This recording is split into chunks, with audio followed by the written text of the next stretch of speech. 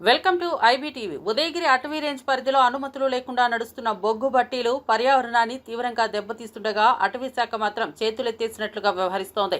ఒకే అనుమతిపై 3-4 బట్టీలు నడిపించడం అక్కడ సర్వసాధారణంగా మారింది. లైసెన్సుల రీరెన్యువల్ లేకపోయినా యూనిట్లు యథేచ్ఛగా కార్యకలాపాలు సాగిస్తున్నాయి.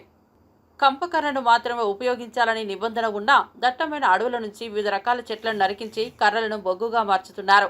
బాల కార్మికులతో పనులు చేయించి శ్రామిక హక్కులను కాలరాస్తున్నారు. జి అయ్యగారిపల్లి, నందేపాడు, లక్ష్మీపురం, జడదేవి, చిలకపాడు వంటి గ్రామాల్లో అనధికార బట్టీలు వృద్ధి చెందుతున్నా అధికారులు మౌనంగా ఉన్నారు.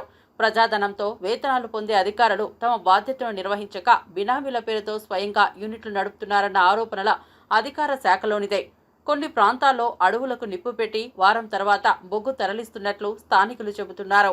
ఈ పరిస్థితులపై జిల్లా ఉన్నతాధికారులు తక్షణం దృష్టి సారించి అక్రమ బొగ్గు బట్టీలపై చర్యలు తీసుకోవాలని ప్రజలు గట్టిగా డిమాండ్ చేస్తున్నారు.